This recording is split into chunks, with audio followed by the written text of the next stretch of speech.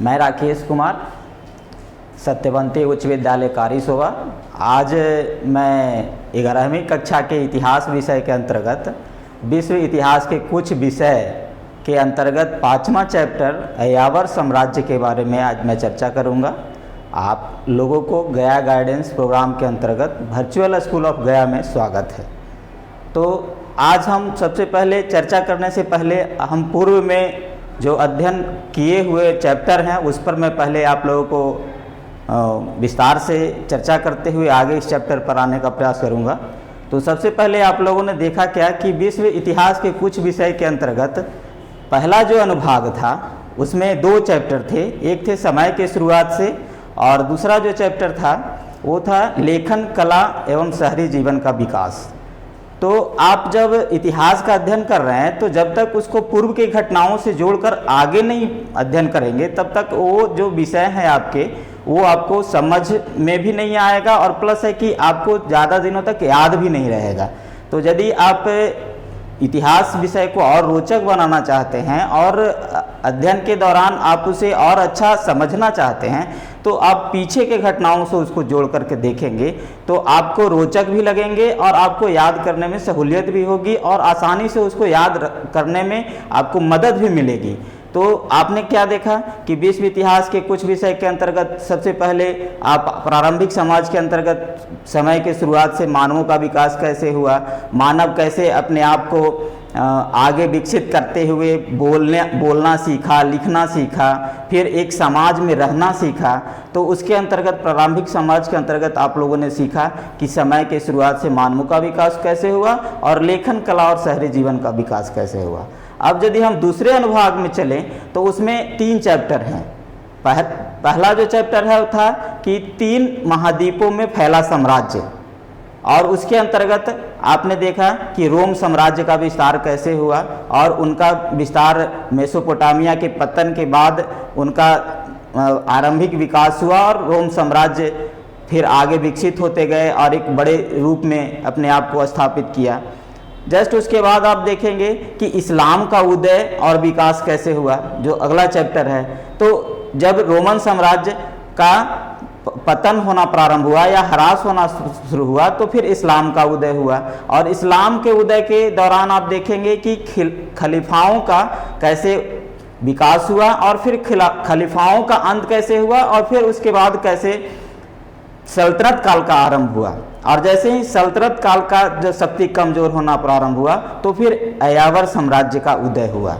और आज का जो चैप्टर है आप देख सकते हैं कि पूर्व के अध्ययनों के उपरांत आप देखेंगे तो समय के अनुसार, समय के काल क्रमानुसार कैसे पहले मानवों का विकास हुआ, कैसे समाज में मानव रहना सीखा, फिर कैसे साम्राज्य की स्थापना की और फिर किस तरह से सभ्यता, जो पहली सभ्यता थी मेसोपोटामिया का आरंभ हुआ। उसके बाद जस्ट आप देखेंगे तो उसमें रोम साम्राज्य का विस्तार आपको अध्ययन किए। उसके जस्ट बाद आपने सीखा क्या कि इस्लाम का उदय और विकास क्या हुआ।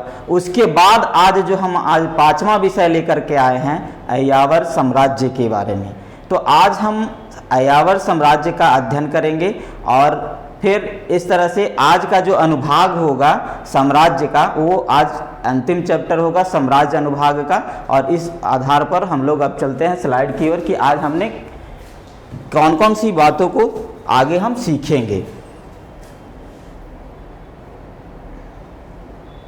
आज के सत्र में अय्यावर साम्राज्य की समझ के बारे में सीखेंगे। मंगोल साम्राज्य का स्रोत क्या क्या है, किस आधार पर, कौन से स्रोत से हम मंगोल साम्राज्य का अध्ययन करते हैं। और चंगेज खान का जीवन सीखेंगे क्योंकि चंगेज खान के द्वारा ही मंगोल साम्राज्य की स्थापना की गई थी। और मंगोलों की सामाजिक और राजनीतिक पृष्ठभूमि क्या थी उसके बारे में आज हम लोग अध्ययन करेंगे। तो सबसे पहले हम लोग चलते हैं कि अय्यावर साम्राज्य का अर्थ क्या होता है, इसको समझे पहले।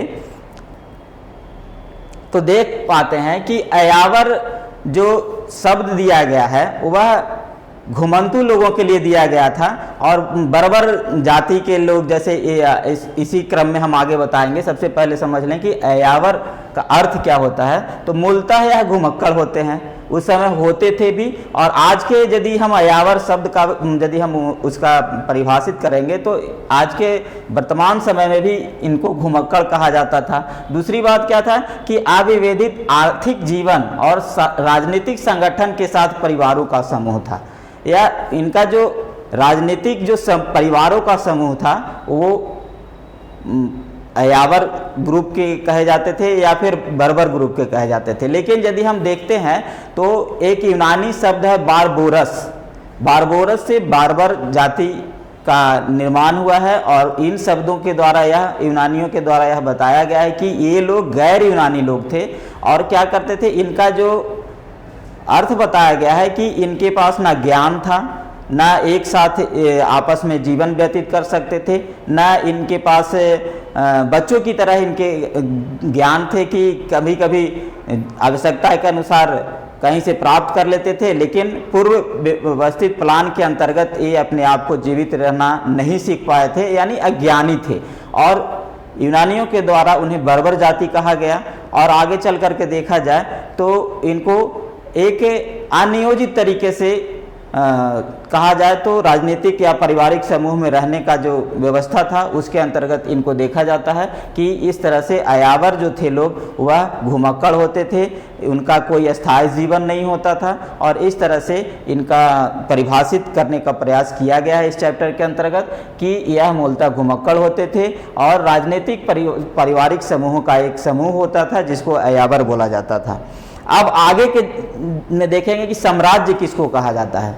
तो साम्राज्य एक भौतिक अवस्थिति को दर्शाता है और वह यह भी दर्शाता है कि एक निश्चित भूभाग में परिष्कृत तरीके से यदि प्रशासनिक व्यवस्था की तैयारी की जाती है या प्रशासनिक व्यवस्था होती है तो उन क्षेत्रों को साम्राज्य बोला जाता है। जैसे कि आप एक डायग्राम के अंतर्गत आप देख भी सकते हैं कि भौतिक अवस्थिति को दर्शाता है और दूसरा जो क्या है, सुपरिष्कृत प्रशासनिक व्यवस्था के द्वारा एक व्यापक भूभागीय प्रदेश पर जब शासन किया जाता है तो उन क्षेत्रों को एक साम्राज्य के तौर पर समझा जाता है या साम्राज्य के तौर पर जाना जाता है।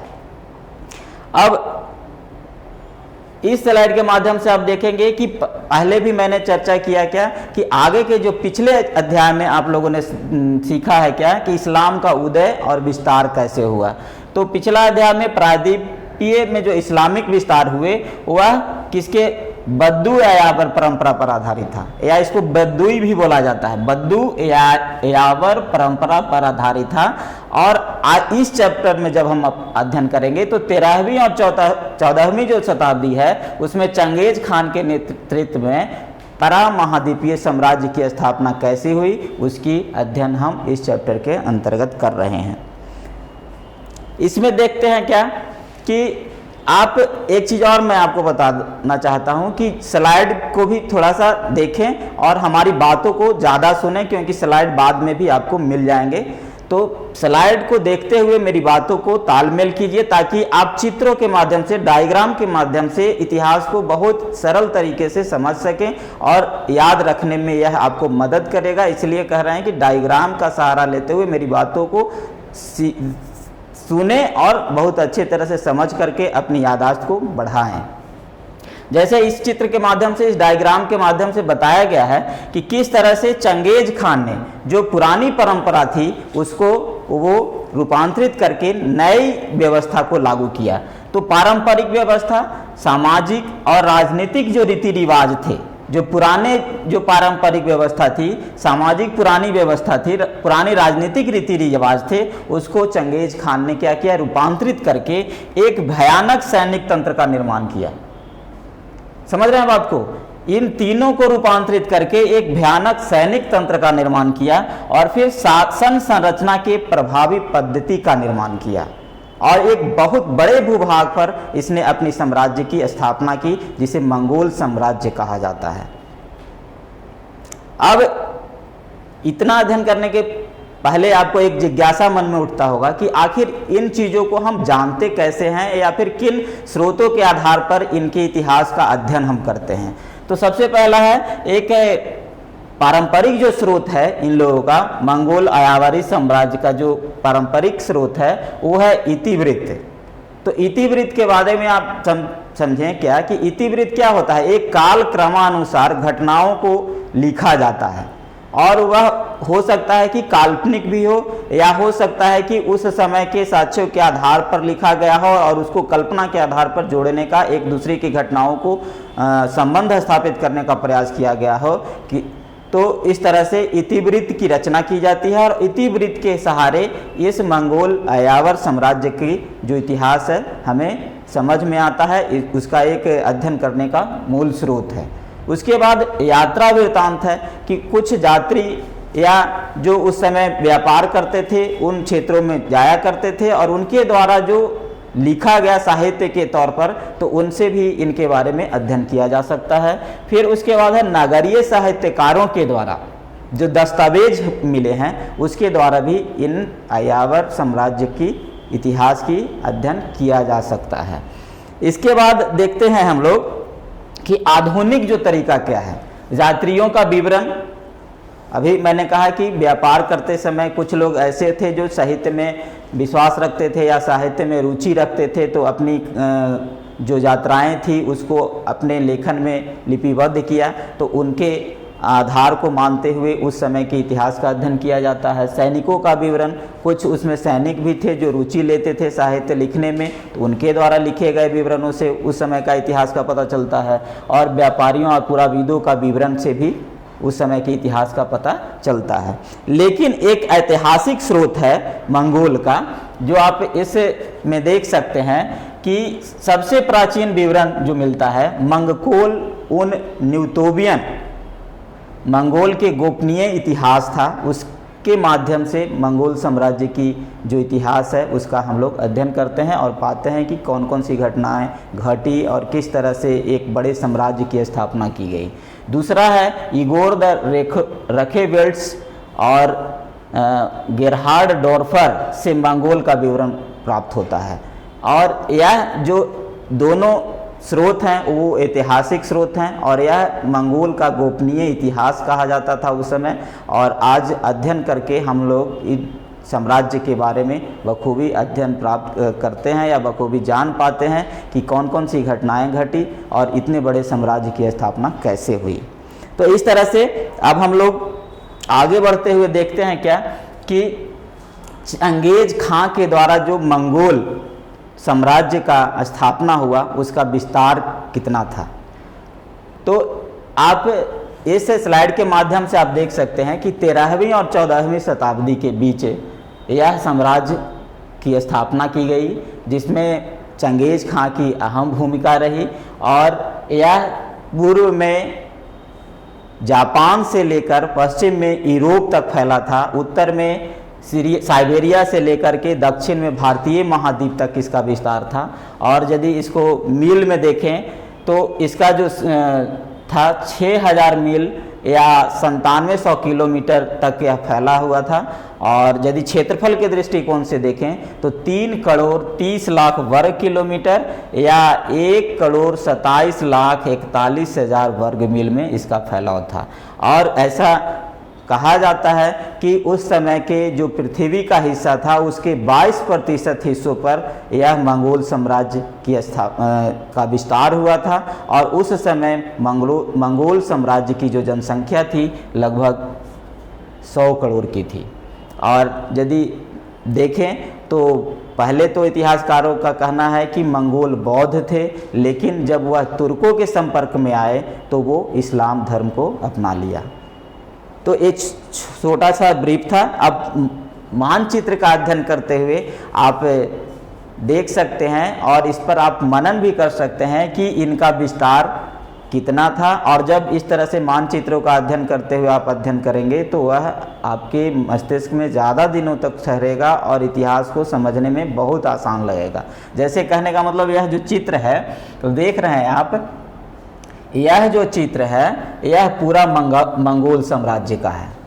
जैसे कि हेडिंग के अनुसार से आप देख सकते हैं मंगोल साम्राज्य, जिसमें यह सारी, जैसे चीन भी मंगोल साम्राज्य के अधीन था, तुर्फान था, कराकोरम, मंगोलिया, तिब्बत, बल्ख, फारस, बगदाद, यहाँ तक मॉस्को, इन क्षेत्रों को भी मंगोल साम्राज्य के अधीन कर लिया गया था। और इतने बड़े विशाल क्षेत्र में चंगेज खां के द्वारा जो स्थापित जो क्षेत्र था उसको उसके जो पोते थे वह इतने बड़े क्षेत्रों तक उनका अधिग्रहण किया। इसके माध्यम से आप देख सकते हैं, इस चित्र के माध्यम से, जिसमें दिखाया गया है कि चंगेज खान के नेतृत्व में मंगोल साम्राज्य जो रेड से है, देख सकते हैं जो रेड एरो से है, और इन जो रेड एरो से है वो क्या है, वो मंगोल चंगेज खान के द्वारा जो विजित प्रदेश थे उनको दर्शाया गया है। और ब्लू जो है 1259 के बाद, ये जो ब्लू लाइन देख रहे हैं जो मंगोल का अभियान था उसके बाद था। यानी कहने का मतलब है कि जो रेड वाले जो एरो लाइन हैं वो चंगेज खां के नेतृत्व में अधीन में किया गया था, और चंगेज खां के बाद 1259 के पश्चात जो मंगोलों का अभियान था वो ब्लू लाइन से दिखाया गया है। इसमें एक रेशम मार्ग की चर्चा की गई है। जैसे रेशम मार्ग है, आप जब एक और लाइन देख रहे हैं जिसमें एरो नहीं लगा हुआ है, वो रेशम मार्ग कहलाता था, और रेशम मार्ग के द्वारा चीन से जो रेशम का व्यापार होता था और उसके माध्यम से वह यूरोप पहुंचता था, और भारतीय महाद्वीप में भी उसकी व्यापार होती थी। यह चीन जो रेशम मार्ग था वो आज भी इतिहास में बहुत महत्वपूर्ण भूमिका निभाता है। देखा जाता है तो रेशम मार्गों के माध्यम से ही व्यापार विस्तार रूप में लाया गया था। अब चंगेज खान के प्रारंभिक जो जीवन थे उसके बारे में हम लोग चर्चा करते हैं।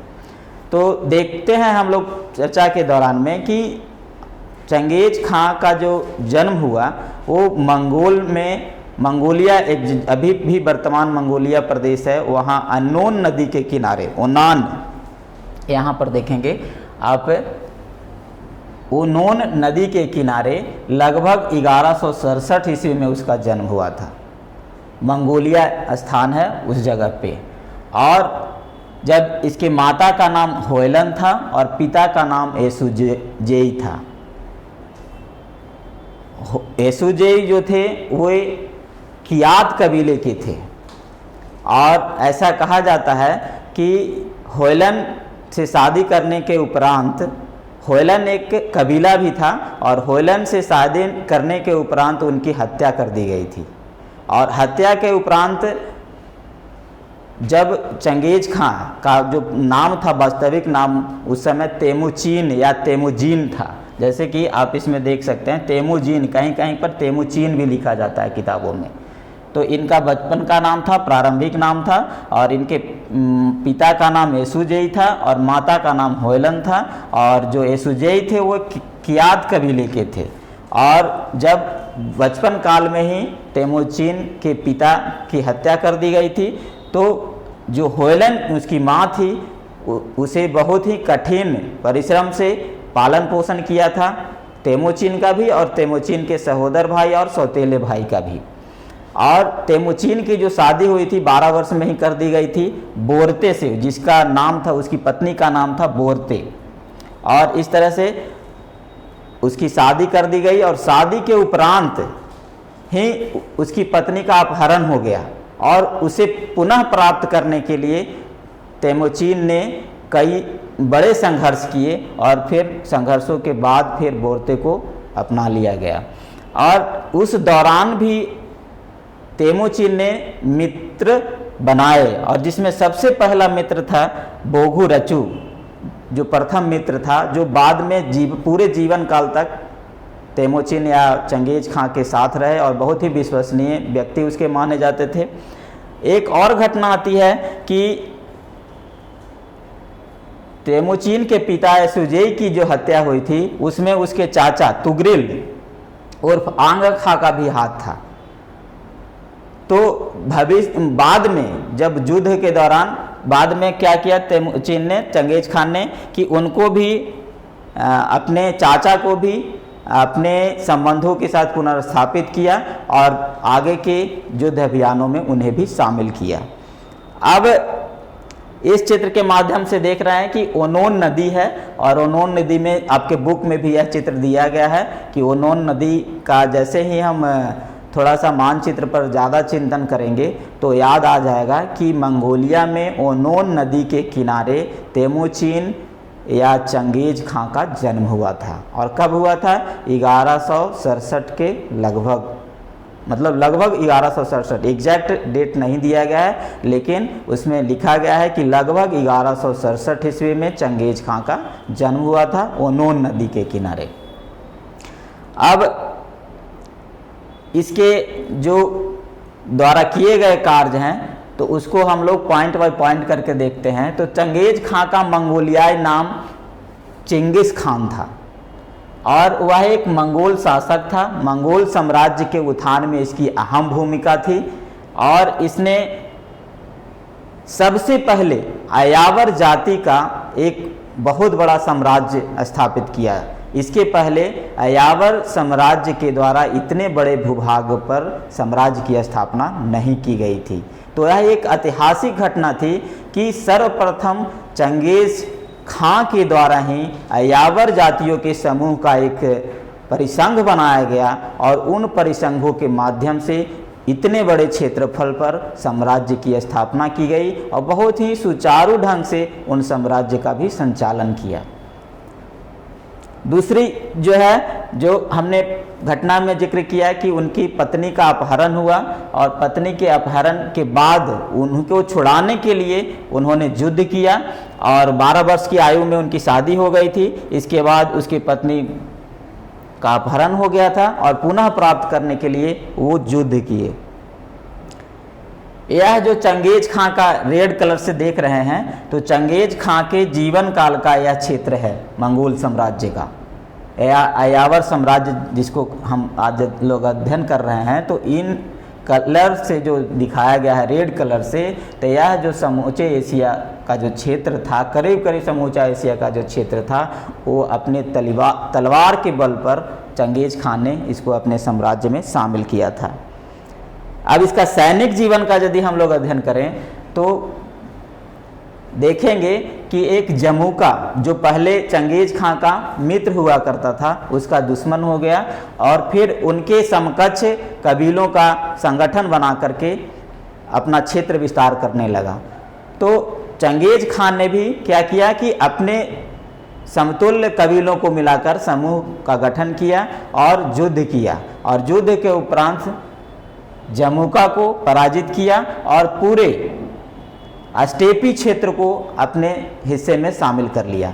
जैसा कि आप चित्र के माध्यम से आप इसमें देख सकते हैं कि यह जो पूरा स्टेपी क्षेत्र है, इन क्षेत्रों में जमुका को हरा करके यह जो क्षेत्र प्राप्त किया और इन क्षेत्रों को प्राप्त करने के बाद एक सभा थी कुरिलताई, जो यावर साम्राज्यों का संगठन या कहा जाए तो कि सब लोगों को एकजुट करने का एक संघ बनाया गया था। तो जब यह युद्ध जीता गया 1203 ईस्वी में, तो यह जो कुरिलताई जो है संघ के द्वारा चंगेज खां को समुद्री खान या सार्वभौम शासक की उपाधि प्राप्त हुई और यहीं से इसका युद्ध का विस्तार करते हुए बड़े भाग पर अधिग्रहण करने के लिए अभियान चलाए और एक बहुत बड़े भाग का साम्राज्य घोषित किया गया। जैसे यह कुरिलताई, यह परीक्षाओं के व्यू से भी और प्रतियोगी परीक्षाओं के व्यू से भी यह जो इम्पोर्टेंट है कि कुरिलताई संघ के द्वारा ही चंगेज खां नाम दिया गया इन्हें। पहले तो ये तेमुजिन थे और चंगेज खां इनका नाम दिया गया कुरिलताई संघ के द्वारा। और कब दिया गया? तो 1203 ईस्वी में जमुका को हराने के उपरांत जब इनका क्षेत्र स्टेपी क्षेत्रों पर हो गया, तो आधिपत्य हो गया, तो उस समय वहाँ के जितने भी अयावर समूह थे उनके समूह की जो सभा थी कुरिलताई, उसको इन्होंने वही कुरिलताई सभा ने चंगेज खां को महानायक की घोषणा की और वह सार्वभौम शासक की उपाधि प्राप्त की। अब हम आगे चलें।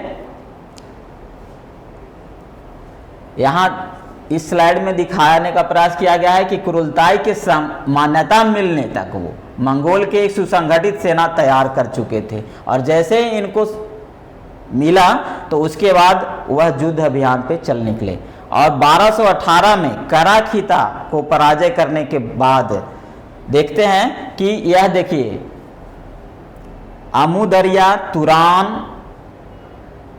और ख्वाराज्म राज्यों तक विस्तृत हो गया और बीच के कई लड़ाई लड़े गए, जिसमें ओटार, बुखारा, समरकंद, बल्ख, गुरगंज, मर्व, निशापुर, हेरात, यह जो प्रदेश थे स्वतः उनके विध्वंसकारी युद्धों के कारण वह अपने आप को सरेंडर बोल दिए कि मैं चंगेज खां के अधीन रहूंगा, क्योंकि चंगेज खां के द्वारा जो युद्ध लड़े गए वह बहुत ही क्रूर थे, जिसको कि आगे के स्लाइड में इसका अनुमान लगाने का प्रयास किया गया है। उस समय एक फारसी इतिवृत्त रचना करने वाले थे जुवैनी, उनके लेखनी में यह लिखा गया है कि उस युद्ध का आकलन कैसे किया गया था। तो आप देखते हैं कि जब उसमें मृतकों की संख्या का अनुमान कैसे लगाया, तो इसमें लिखा गया है क्या कि प्रत्येक दिन 1-1 लाख शव निकाले जाते थे युद्ध स्थल से, और 13 दिनों तक लगातार निकाला गया था, तो 13 लाख लोगों का वध किया गया था।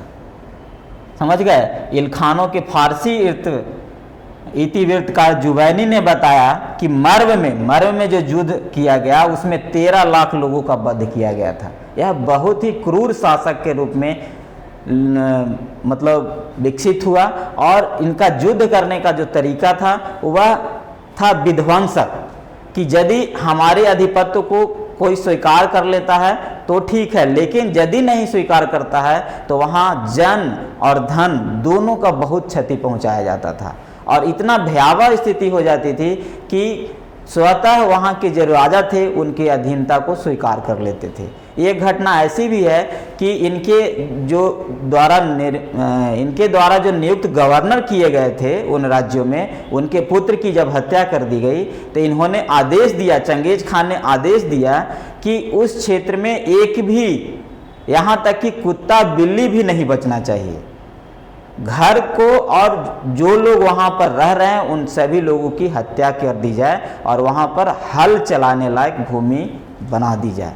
तो सोचिए कितना क्रूरता के साथ युद्ध लड़ा जाता था, और यही कारण है कि जो अयावर जो साम्राज्य थे इनको यूनानी लोगों ने बर्बरता की संज्ञा दी है और क्रूरता की संज्ञा दी है। अनुमान लगाया जाता है कि इनके युद्धों में 4 करोड़ लोगों की हत्या या वध की गई थी।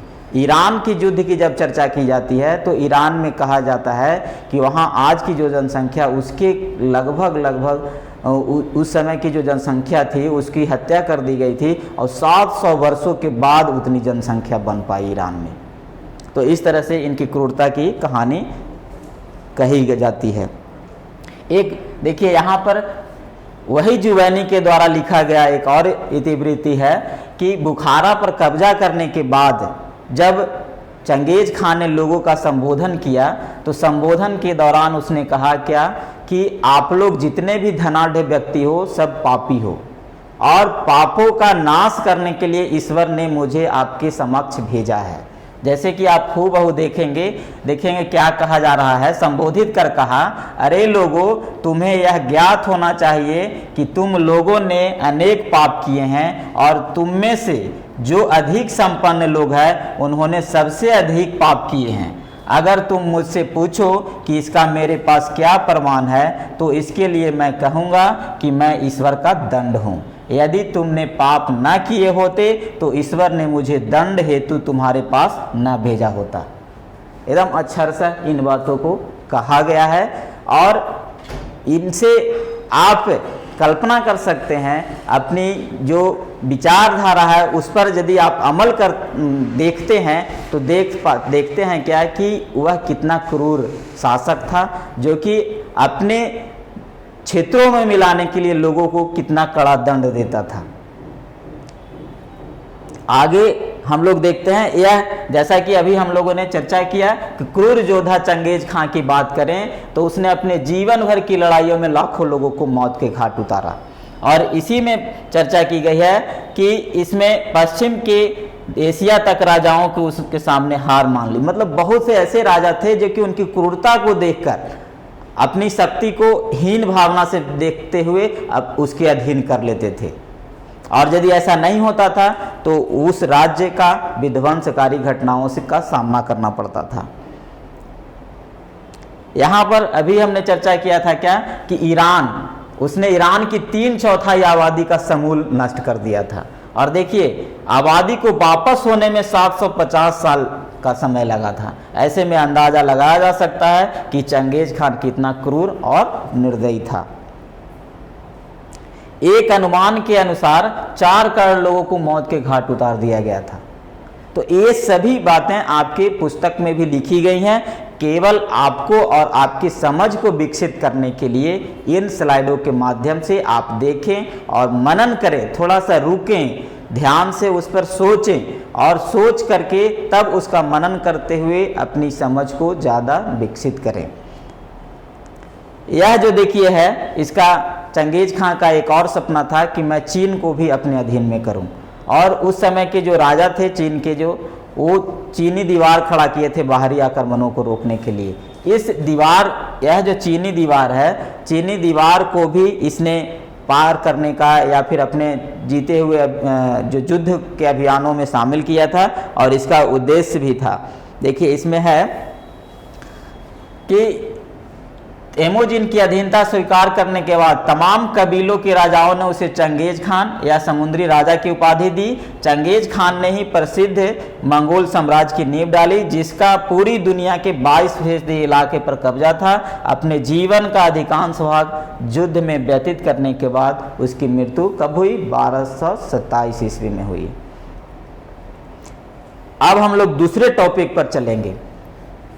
चंगेज खां की जीवनी के बारे में तो आप लोगों ने देखा कि वह युद्ध और अपने जीवन में कैसे, जैसे आगे के कालक्रम में भी देखेंगे कि वह 1160 से यानी 60 से 70 के दशक में वह अपने जीवन के संघर्षों को झेला और 1203 से लेकर के 27 तक युद्ध में वह अपने आप को व्यस्त रखा और तभी जाकर के इतने बड़े साम्राज्य की स्थापना हुई। और उनकी क्रूरता शायद उनके प्रारंभिक जीवन का जब आप अध्ययन देखते हैं तो देखेंगे कि उनके जीवन में शुरू से ही उनकी पिता की हत्या हुई, फिर उनकी पत्नी का अपहरण हुआ, फिर अपने कबीलाओं में वर्चस्व बनाने के लिए लोगों के समूह को एक अयावर समूह या मंगोल साम्राज्य या मंगोल यावर का गठन किया।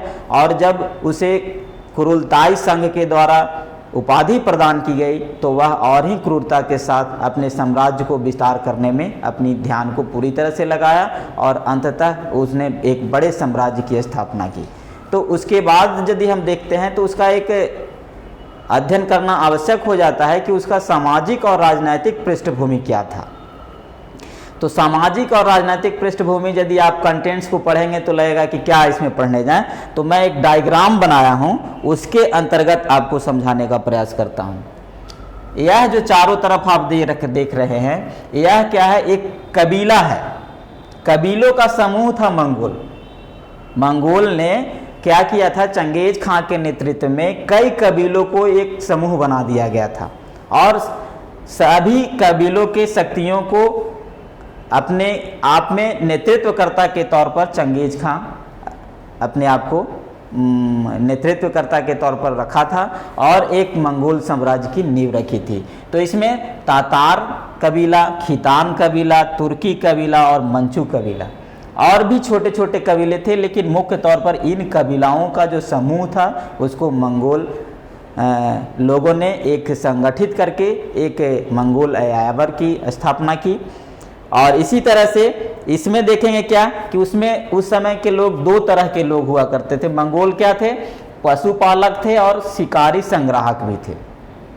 पशुपालक का काम क्या था कि वो पशु पालते थे, पशु में भेड़, बकरियां, ऊंट, गाय वगैरह पालते थे। शिकारी संग्राहक थे, वो पशु का पालन नहीं करते हुए क्या करते थे? शिकारियों का जानवरों को, जैसे गर्मी के दिनों में जानवरों को मारते थे और उसके त्वचा से उसके खाल का बिजनेस करके अपना भरण पोषण करते थे। और पशुपालक लोग क्या करते थे?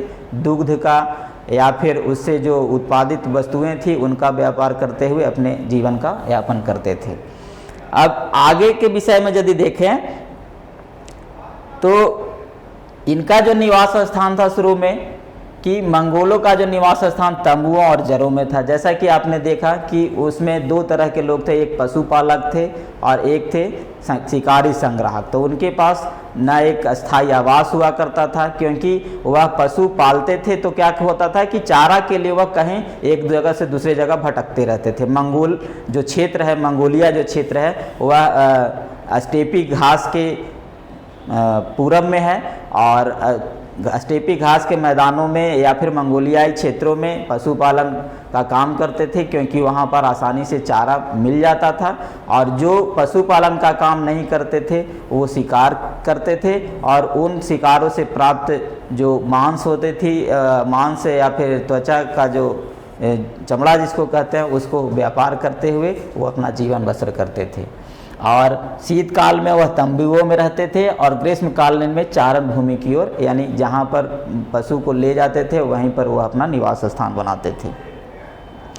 एक और था क्या कि मंगोल लोगों के परस्पर जोड़े रखने का कारण था कि निर्जातीय, यानी एक समान जाति, एक समान कबीला का जो निर्जातीय मतलब होता है क्या कि जैसे एक समान जाति प्लस दूसरा क्या है कि समान संसाधनों की आवश्यकता जब होती है। जैसे अब अन्य कबीले के लोग भी यही काम करते थे, पशुपालन का काम करते थे और शिकारी संग्रह का काम करते थे। तो इस तरह से इन लोगों में जो सुविधाओं की जो समानता थी, जिसके कारण और भाषाई संबंध, भाषा भी करीब करीब एक दूसरे से मिलते जुलते थे।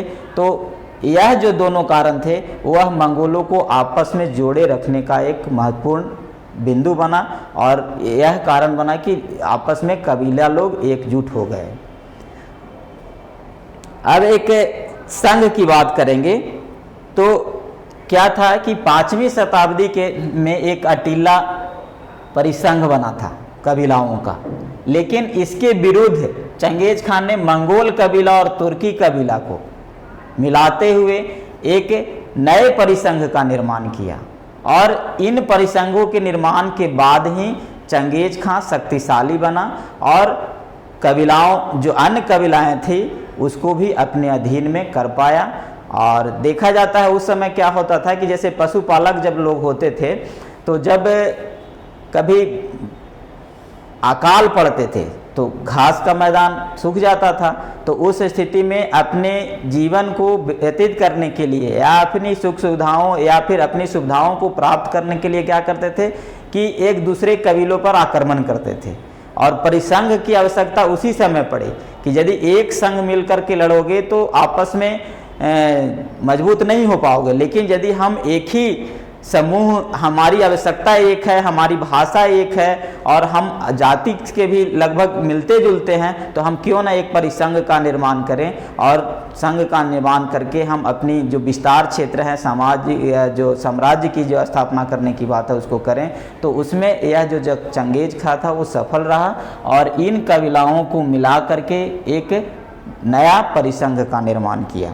आप इनको समझेंगे, डायग्राम जो दिया गया है किताब में सारी बातें कंटेंट्स के तौर पर उपलब्ध हैं, लेकिन इनको देख करके आप समझेंगे कि इन्हीं दोनों को मिला करके महत्वपूर्ण कबीला यह थे मंगोल और तुर्की, जो कि अटीला जो पूर्व में परिसंघ चला आ रहा था, इसके विपरीत चंगेज खान ने एक परिसंघ का निर्माण किया और अपनी सैनिक शक्ति को बढ़ाया।